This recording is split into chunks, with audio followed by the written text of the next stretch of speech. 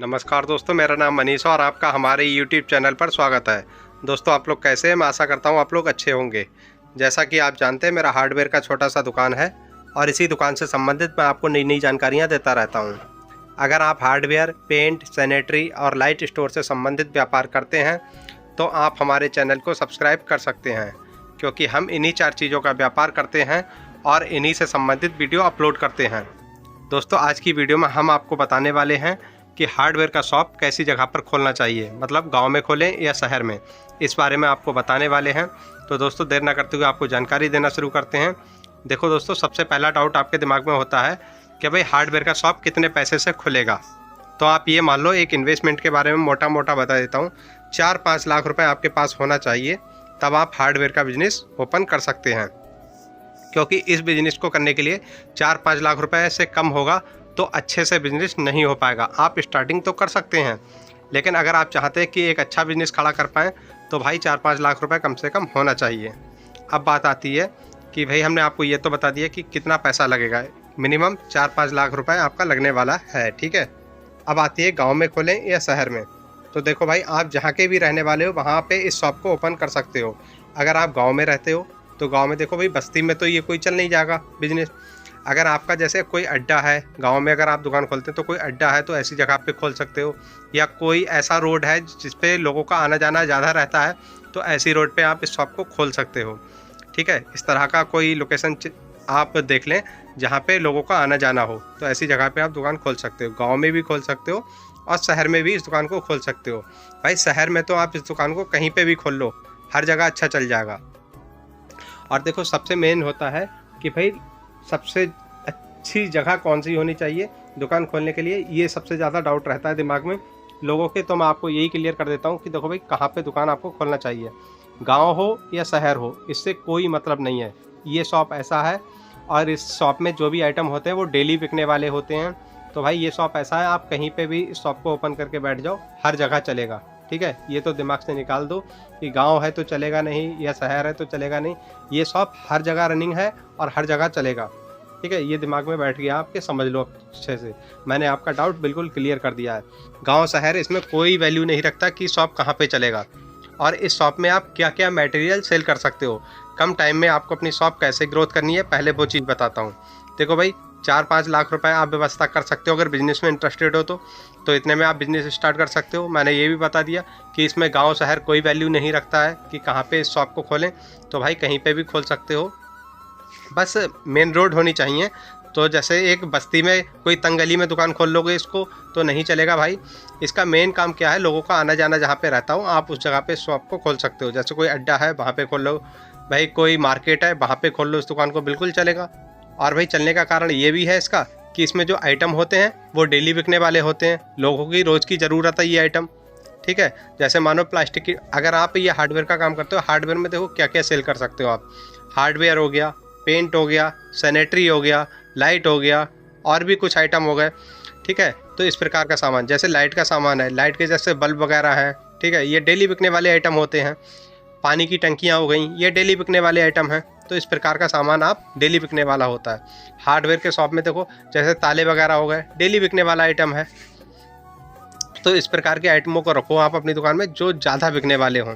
भाई अगर आप ये चाहते हो कि ज़्यादा बिकने वाले आइटम हम क्या रखें, तो इस बारे में मैंने लिस्ट अपलोड किया हुआ है यूट्यूब मेंबरशिप सेक्शन में। तो उस लिस्ट को आप डाउनलोड कर लो, उस लिस्ट के हिसाब से आप ख़रीदारी कर सकते हो। और जब उस हिसाब से ख़रीदारी कर लोगे तो भाई सीधी सी बात है, उसमें मैंने जो रेट मेंशन किया है तो उसमें ख़रीदने का रेट और सेल करने का दोनों रेट मैंने डाले हुए हैं। तो वो आप लिस्ट डाउनलोड कर सकते हो और उससे ख़रीदारी कर सकते हो। तो भाई बेचने में भी उस लिस्ट से आपको आसानी हो जाएगी और ख़रीदारी करने में भी आसानी हो जाएगी, ठीक है। ये भी बता दिया।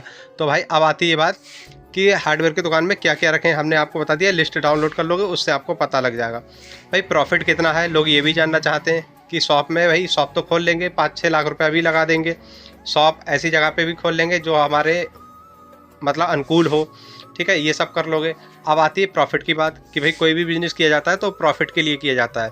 अगर प्रॉफिट नहीं होगा तो बिज़नेस का फ़ायदा ही किया। तो भाई प्रॉफिट का एक मार्जिन ऐसे मान लो इस दुकान में कि देखो, पेंट का अगर आप काम करते हो, ठीक है, तो पेंट का मार्जिन अगर गांव में है आपकी दुकान तो थोड़ा सा मार्जिन आप ज़्यादा ले सकते हो, लेकिन अगर एक कस्बे में या शहर में है तो मार्जिन थोड़ा कम रहेगा। भाई कहीं पे मार्जिन कम होता है तो सेल अच्छी होती है, ये तो आप लोग भी जानते हो। अब भाई गांव में अगर सेल कम है तो मार्जिन थोड़ा ज़्यादा है, तो एवरेज कुल मिला के बराबर ही आता है। अब आप समझ गए, बराबर एवरेज है तो एवरेज कितना आएगा इस पेंट के काम में? पेंट के काम में तकरीबन आपका प्रॉफिट 5% से लेकर 10% तक का प्रॉफिट हो जाता है, ठीक है। और भाई अगर आपकी दुकान शहर में है तो इसका प्रॉफिट आप 5-6% ही मानो, 10% की तरफ नहीं जाएगा।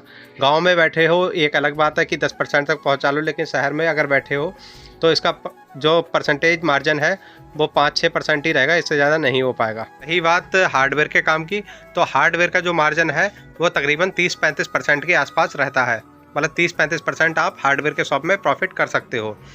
और रही बात अब आपकी प्लम्बिंग की, तो भाई प्लम्बिंग का काम एक ऐसा ज़रूर है जिसमें 20% से लेके और आपका 40-50% तक प्रॉफिट जा सकता है। भाई प्लम्बिंग में क्या होता है, अब आपके पास क्या बिकता है, ठीक है, आप किस ब्रांड को बेचते हैं इस पर भी डिपेंड करता है आपका प्रॉफिट।